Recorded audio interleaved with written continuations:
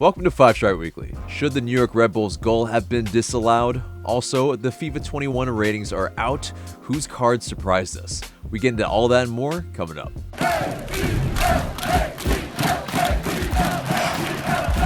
Welcome to the show, 5 Strike fam. I'm AJ, and this is Marc. Before we get into it, become part of the notification squad by hitting the bell next to the subscribe button on YouTube. This segment is sponsored by Thinking Man Tavern, a cozy Decatur neighborhood pub. Grab a tasty beverage from a wide variety of selections and a plate of something delicious from the menu. To go, check out Thinking Man Tavern. Follow our Twitch for watch-alongs on match days on twitch.tv/ATL UTD FanTV. So let's get right into the 1-0 New York Red Bulls win against us on Saturday. And yes, I mean, Marcelino Moreno got his debut, his full debut, immediately. Definitely a surprise to many people. I think there was a little bit of chatter before the match that they might do that. Most of us maybe had our doubts, but they did it. And it was, a pretty decent first half, but ultimately undone by a Caden Clark, 17-year-old player. And it's maybe a little controversial. We'll get into that in a bit. But, what were your thoughts overall on that match, Marc? Yeah, just to piggyback off what you said, I think the first half was good, I think, as I said in my fan cam, you saw a clear approach. You saw the attack going down the wings. They didn't concede early, which, last time we played Red Bulls, which was in the MLS The Back tournament, they were cut right open, in the opening 10 minutes. But that didn't happen this time. And so, you felt, I certainly felt a bit of optimism. But, like when you don't have that end product, when you don't have that quality in the final third, it's really difficult to score and it's really difficult to win matches. You kind of need to score goals. And so, second half, I think you saw Moreno tail off a little bit, and that's perfectly understandable. It's his first match in 7 months.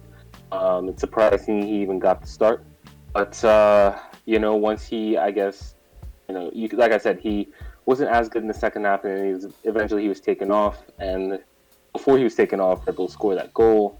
And so from there, it's an uphill battle. But, even though we were the team chasing the goal for most of the second half, it really never truly felt like it was coming. And so, I think there's a few different factors to that. I think fatigue is certainly a factor in that, and I'm sure we'll talk about that more when we talk about the Inter Miami matchup. But yeah, it's Red Bulls get us again. What can you say? And hats off to a 17-year-old making his debut and scoring a quality goal, controversy aside.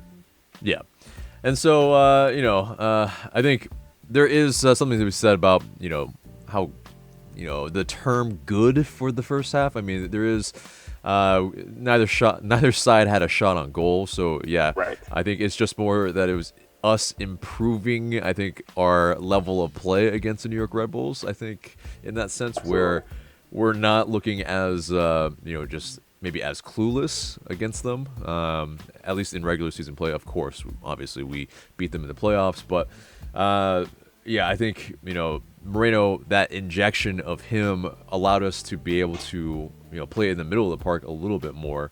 But I think ultimately you saw the rust from him. I mean, he wasn't able to really link up completely super well with all of his teammates, which is understandable when he had just met them the day of. So it's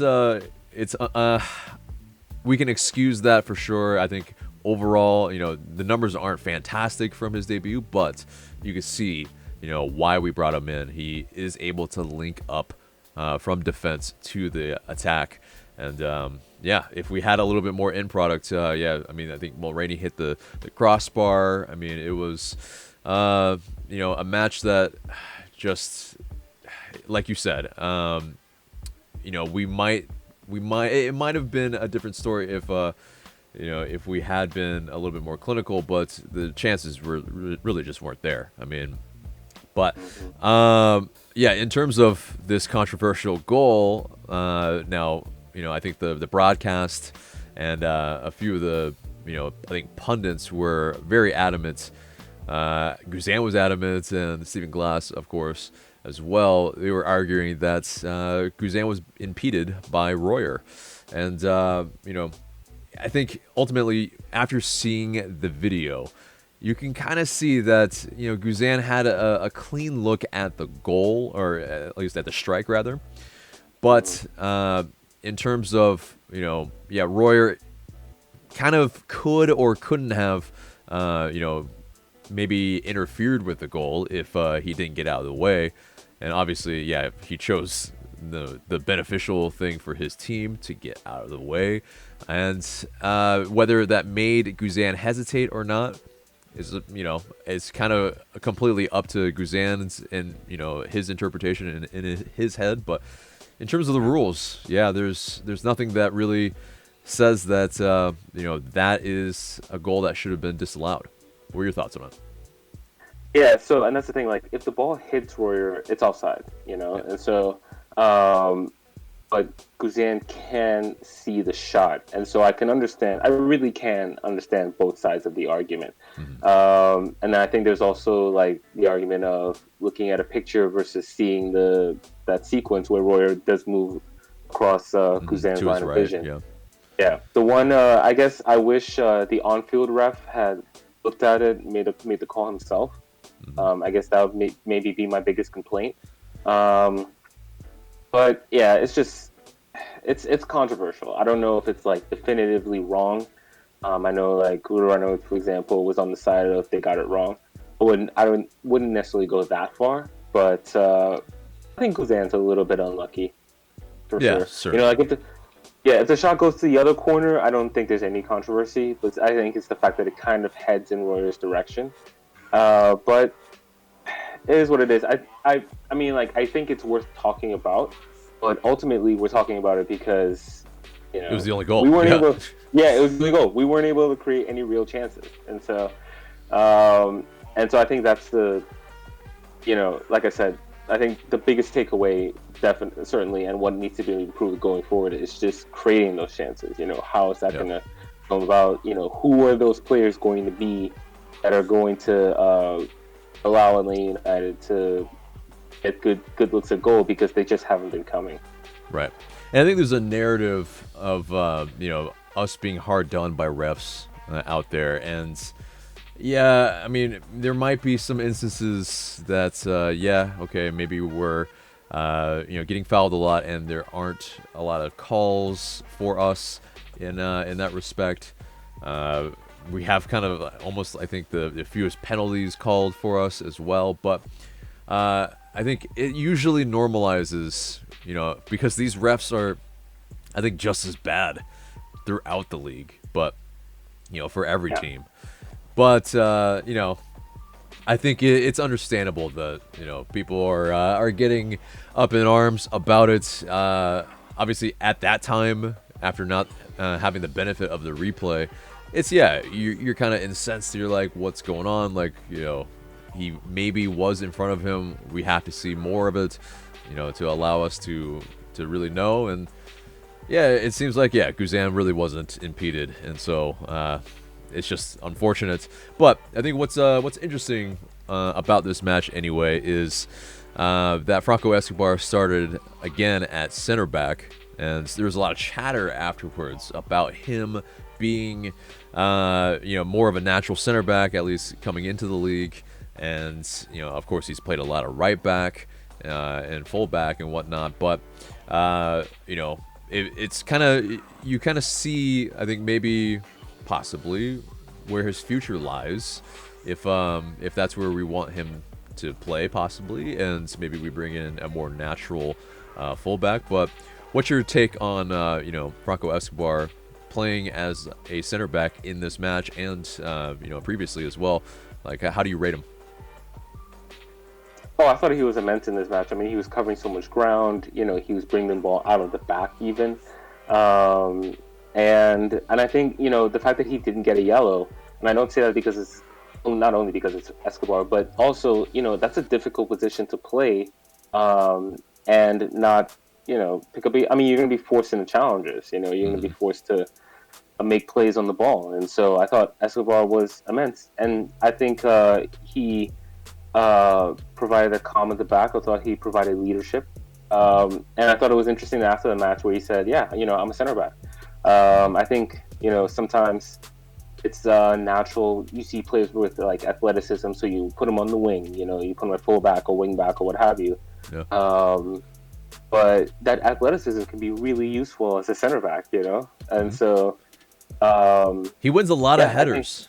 Like he's a he always has, yeah. Yeah, he's only 5'11", but he's a player that just has that jumping ability to really beat his man, and you see him being the likes of like Shea and other players throughout matches, and it's obviously it wasn't this match, but it's I think really beneficial when you are playing maybe the likes of a New York Red Bulls who can really beat you in the air a lot, because that's kind of part of their game.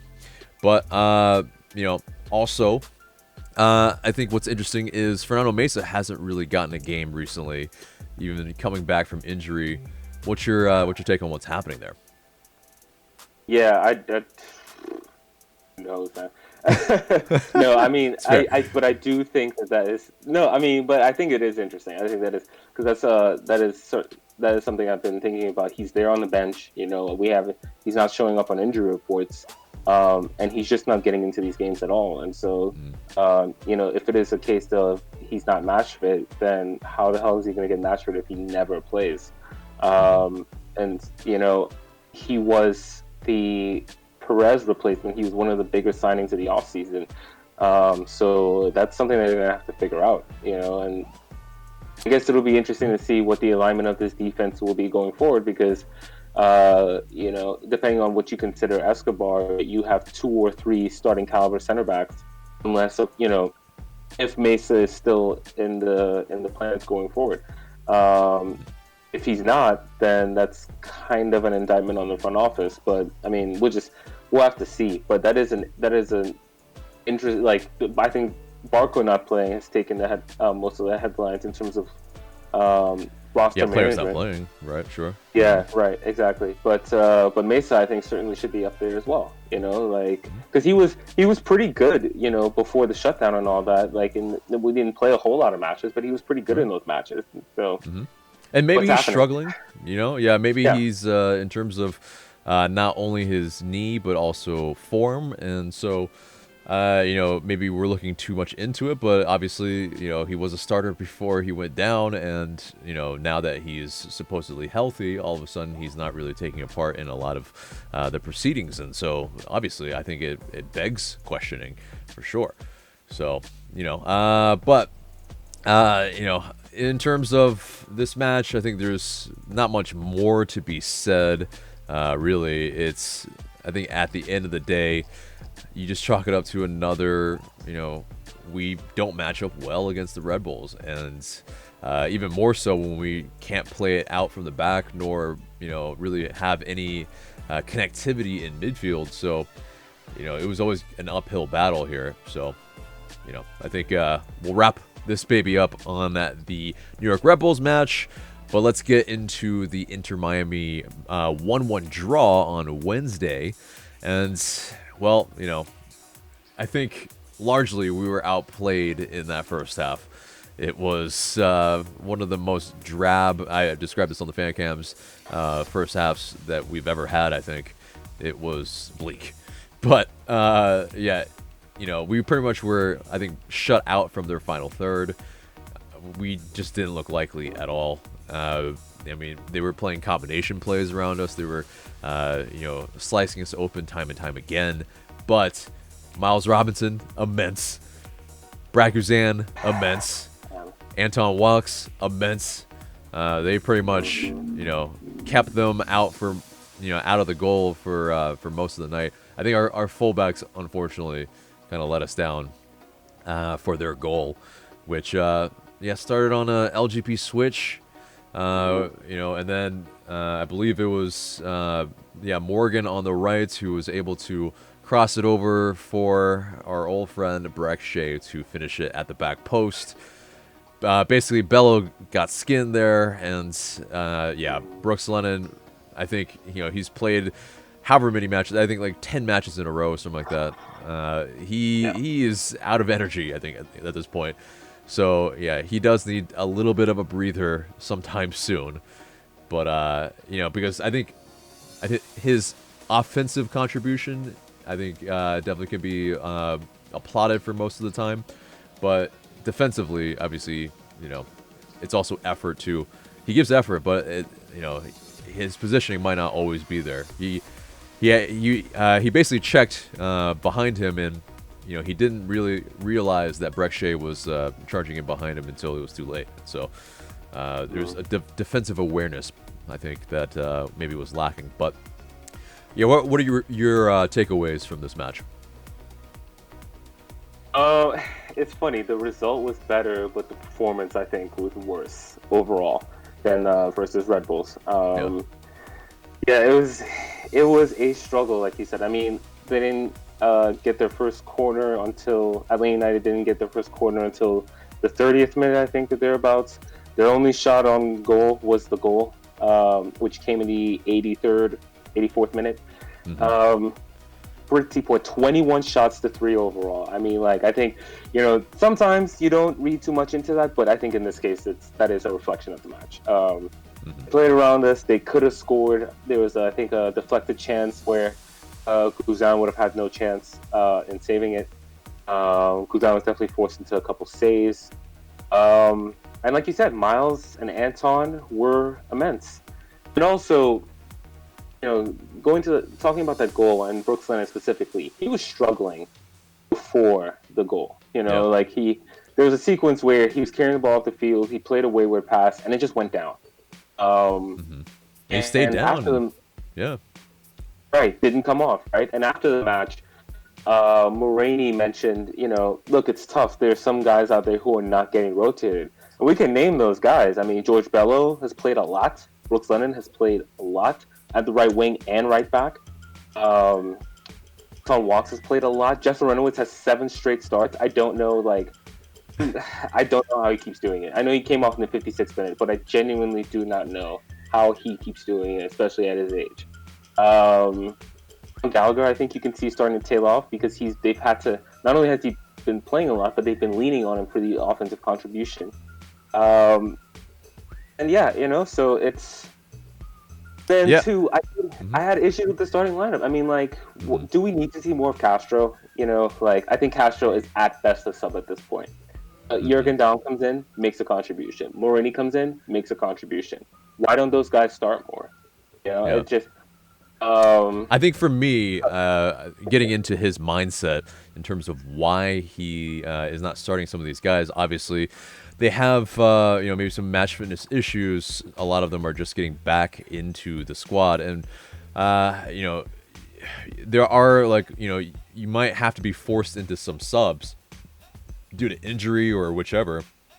Maybe because of a card or something that's really could hinder the setup of your team. And so maybe you don't want to start a Jurgen Damm from the office. That's kind of been why he has been having to kind of rehab from injury. Kubo Torres as well, I think, very similar stuff, because before they joined us hadn't really played for 5 months. And so I think there is a little bit of that, but I think if in 3 games time they still aren't starting, then I think there are some really demanding questions that we should ask of the coaching staff. But I think maybe we're a few games from that point just yet. But that's just me personally. I mean, that's the thing is, like, we got a few games left in the season. And I know that too, but right. And so, and the word is, like, we're trying to make the playoffs, right? Like, I assume everybody's all in on that. Right. But then coming into this match, no Escobar. Moreno is not able to recover in time, and so it just. I don't want to put too much. I don't want to put all of it on Stephen Glass. I think he's doing what he can, even though I think he does deserve some criticism. But I think there's just general mismanagement, because, like, you in talking about the players who I mentioned who are either struggling, or played a lot, or maybe you mentioned some players that are struggling for match fitness, then we have to ask, where is Barco? Like, what is holding Absolutely. Barco back? And like, this is a match where they was crying out for a Barco even as a sub, and so Mhm. it's tough, man. And I think that there's a lot going on behind the scenes that I think is a mystery for the fans. I mean, like, I Mhm. would not be surprised if Brooks Lennon can't go versus Toronto. Like, he looked absolutely gassed. Yeah. I mean, yeah, his legs probably are gone at this point in the season right now. He needs maybe a couple games rest, really. But yeah, I mean, to speak again to your point about Ezequiel Barco, obviously he was seen on the anti-gravity treadmill. So, he posted that himself.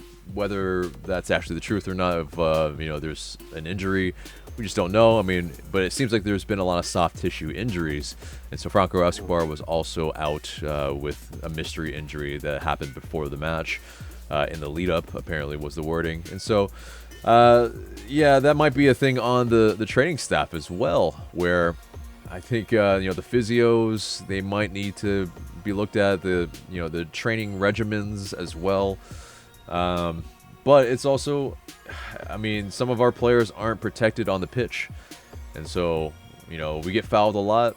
It really is difficult to always recover from match to match, especially when pretty much it's breakneck every 3 days. It does become really, really difficult. But there should be an evaluation of that training staff and etc. But yeah, we did see Mateus Josetu be able to return to the bench. He wasn't used. But yeah, let's talk about our goal, though. And in the second half, it definitely looked a little bit better in the latter half of the second half. And yeah, basically, when Shea scores almost immediately, we have a nice build-up to our goal, kind of capitalizing on maybe some bad pressing from Inter Miami and maybe some of the fatigue on their end as well. But yeah, Cuba Torres was able to hold it up decently and was able to, pretty much get it to Jurgen Damm in some space. And ooh, is he dangerous in some space? Because yeah, I mean, he pretty much is skinning everybody on the way. Figal maybe dives a little too early, and Jurgen Damm is able to find a just static Jake Mulroney for his first goal for the club. But I mean, in terms of just I think 8 minutes in that span, it was pretty crazy, pretty frenetic. Lots of chances. We'll say half chances maybe, because Jurgen Damm maybe had a chance to score and maybe didn't pull the trigger as quickly as he should have. Bello possibly had a chance as well. And we almost had a chance to steal this match in what was, like I said, one of the worst first halves that we've ever had. So, I guess at least in the least, this team is fighting till the last whistle, and we got to commend them for that. Maybe lack of talent, full top talent aside in the squad, without another DP again in this match, we still are, I think, competing for the most part in every match. But Yeah, no, I totally agreed. mhm. Thoughts? Yeah, I mean, so the sub. No, go for it, man. Yeah. Sorry. No, yeah, I thought the subs combined, for the goal. I think that's a big part of this narrative. But it was nice to see Kubo Torres again. I thought, I thought he was going to be out for the season. So for him to not only come back in but make a key contribution, and then Jurgen Damm, versus Red Bulls, I thought had a couple opportunities, but he just wasn't sharp enough. Maybe Mhm. maybe his technique kind of let him down a little bit. But Yeah. I mean, that was gorgeous what he did versus Inter. I mean, the hesitation, the feint, the ball. I mean, like, you gotta find that pass. And as they mentioned on the broadcast, it would have been easy for him to shoot from that position, but for him to pick up his head and find Mulroney wide open, good stuff all around. I mean, like, those are two players, Dom and Mulroney specifically, that I think should be in contention to start on the weekend. Mhm. We'll just have to see. But Yeah, I mean, like that was definitely the goal was encouraging, and obviously we need every point we can get at this point. So certainly not going to complain about that. Yeah, because we're scrapping for pretty much everything right now. Yeah, I wouldn't say the quality of these matches is I think a draw for the fans, but I think the grit definitely should be as well because yeah, I see that the team is fighting for the shirt. It's definitely I think apparent. It's just it's an uphill battle for sure.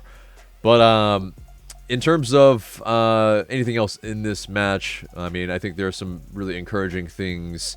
But I think a really interesting stat was that Walks had 4 blocks, which was, it tied a.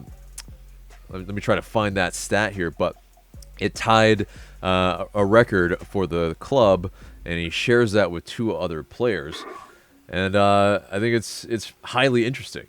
But yeah, it's Jeff Loretowitz and Michael Parkhurst.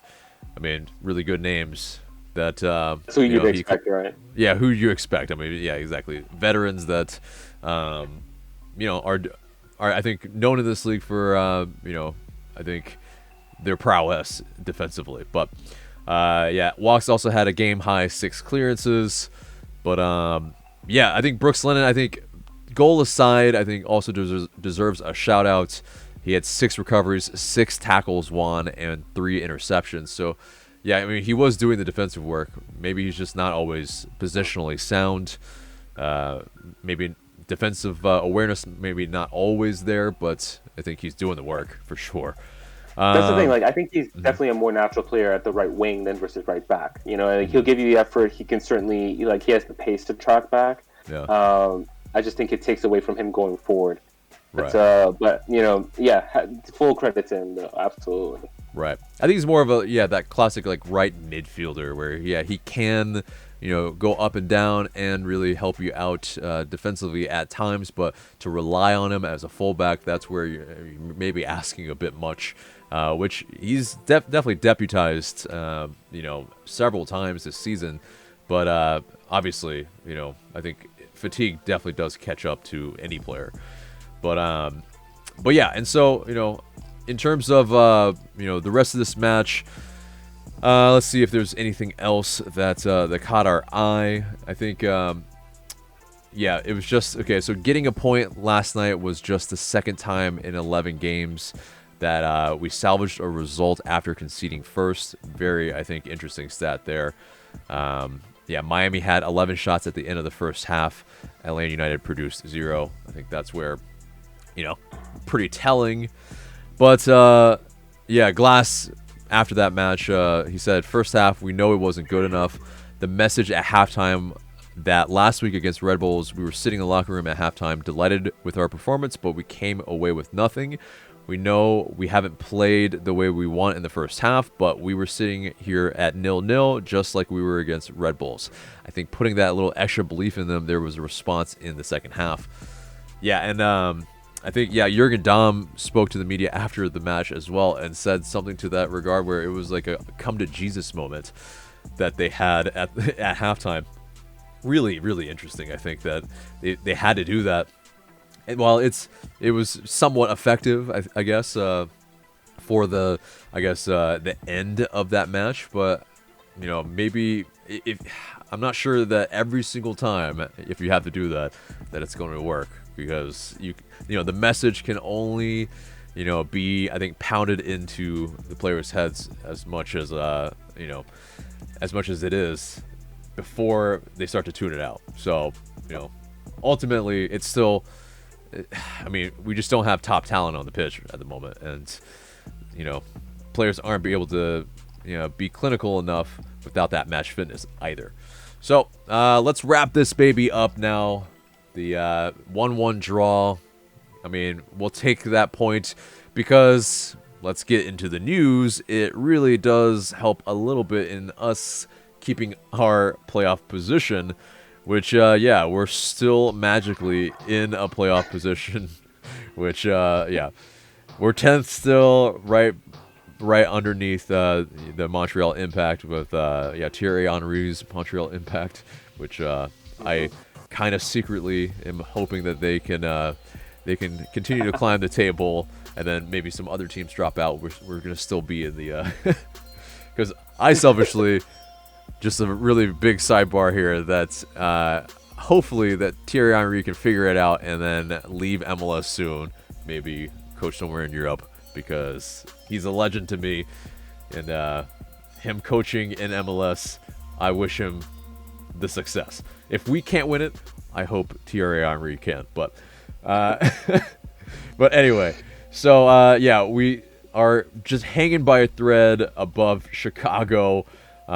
It's tied with Chicago, but they have a tiebreaker, and they lead Miami by 1 point, Cincinnati by 3 points, and we trail 7th place Nashville by 2 points, and so it's a bit annoying that we're kind of so far finishing behind a side that's having their inaugural season. So, we have some work to do on top of that. Hopefully, we do make the playoffs here, but it's definitely a battle. Should be noted that Nashville and Chicago have a game in hand, and so it is truly squeaky bum time for us.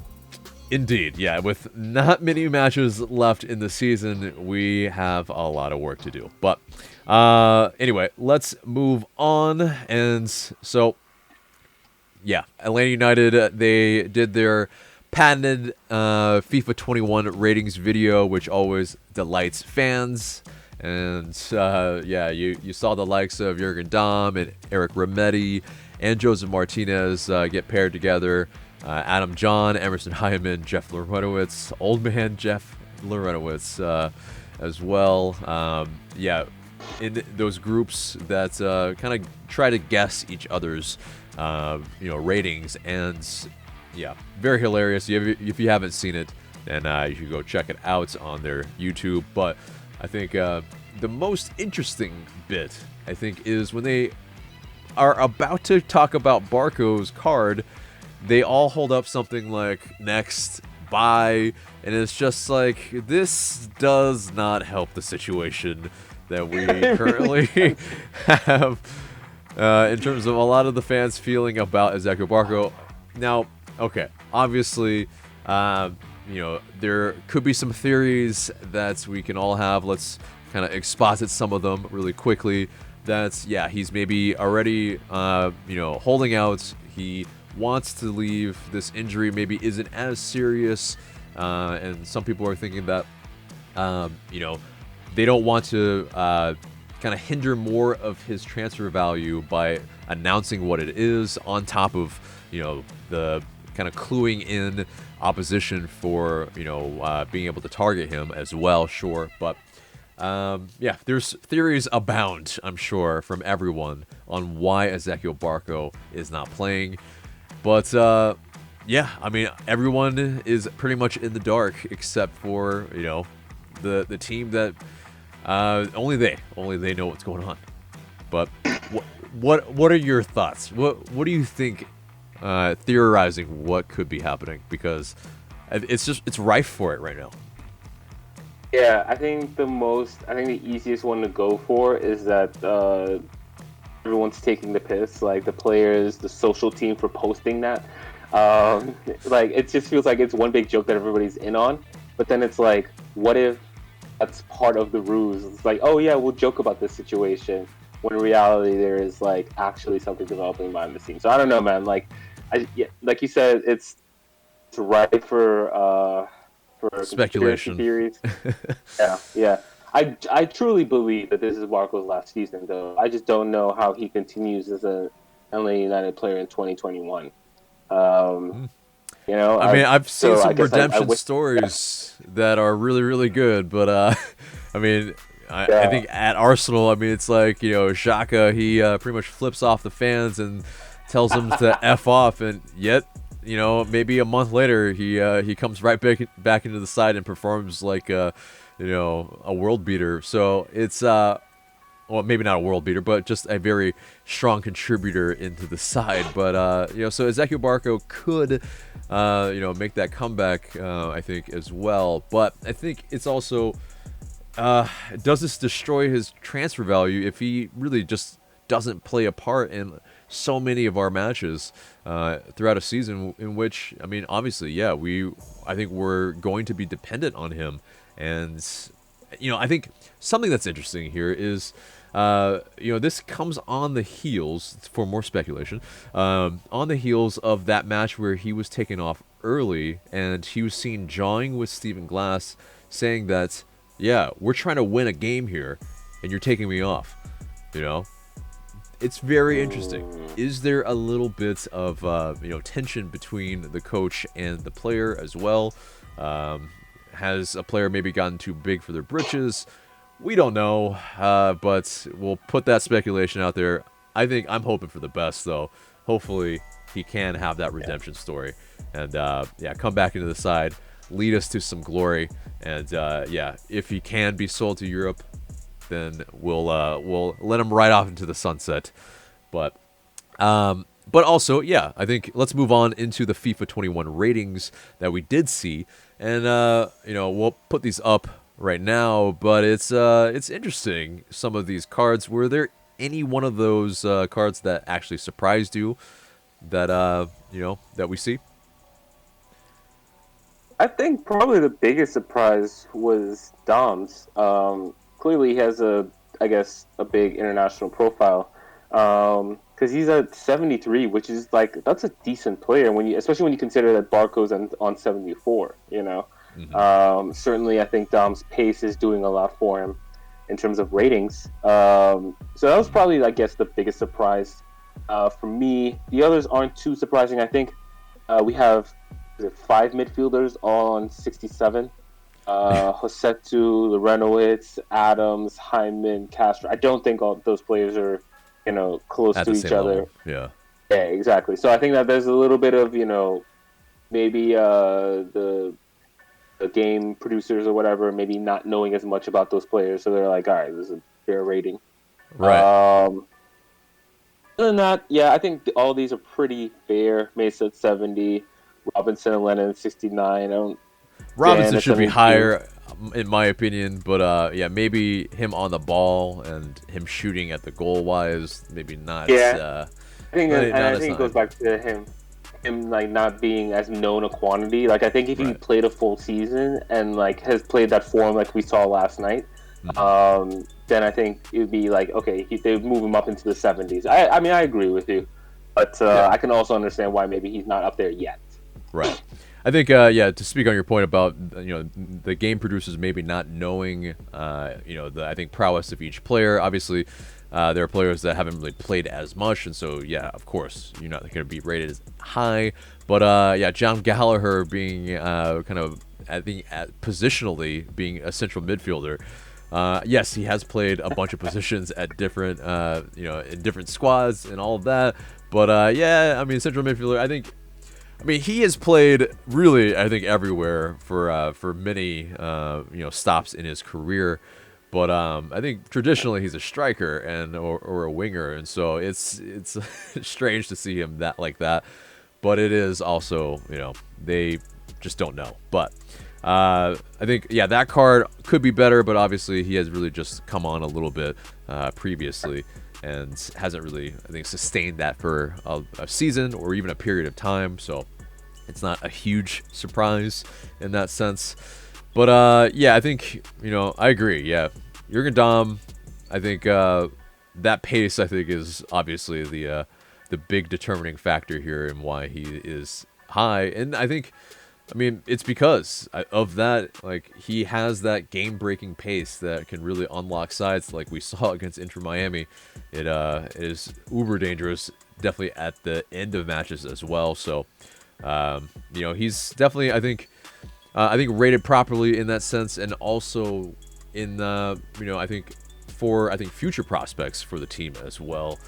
It really makes you wonder though if he's the the starting right mid or is somebody else, because Brooks Lennon obviously has a good shout in that department as well. So you know, us having two starting, right midfielders, something's got to give maybe eventually, unless they're both cool with a little bit of a timeshare. So, going forward, that's going to be interesting. But obviously, that's not the thing that's really holding us back. I think, when you look at this, all these FIFA cards, you kind of see maybe why we're in the position we are in. Because if you kind of compare it to yesteryear, you had the likes of Miggy, you had the likes of LGP, you had the likes of Tito even, and where, we have gold cards scattered throughout. LGP, I think, never was a gold card, but still. Or maybe if he was the lowest of it at 75. So, it definitely is just the talent-wise, it's been a drop-off. And so you can kind of see that, the level is not really where it once was. Also, I think Guzan has kind of bumped all the way down to 72 as well. So that, that comes with his age as a goalkeeper. Makes sense as well. Now, a lot of people, I think this is always the interesting bit. A lot of people always want Can to play over Guzan. And, I mean, you can't take away that much from FIFA in terms of these cards, but I think you see why maybe we probably don't start Can in that sense, where I think this is a telltale. Like, you get some drop off for sure if you have that happen. So, anyway, that does it for the news and pretty much the entire show, except for a little bit of housekeeping. In that, follow our Twitch for match day watch-alongs. Follow us there for some banter and some fun. Twitch.tv/ATL UTD Fan TV. So, no match preview in this episode. We will have a special match preview for the Toronto match for Sunday. So, check out that and stay tuned on the channel for that goodness. But let's get to the question of the day. So, I think it's a fairly interesting question because I don't think it's an indictment on your fandom at all, but it does, I think, make you start to really think about if we really should or shouldn't be. But do you want Atlanta United to make the playoffs, or do you want the season to end ASAP? Let us know in the comments below. So, guys, that's it for us today. Remember to like, share, comment, subscribe. And for Mark, I'm AJ. Thanks so much for watching.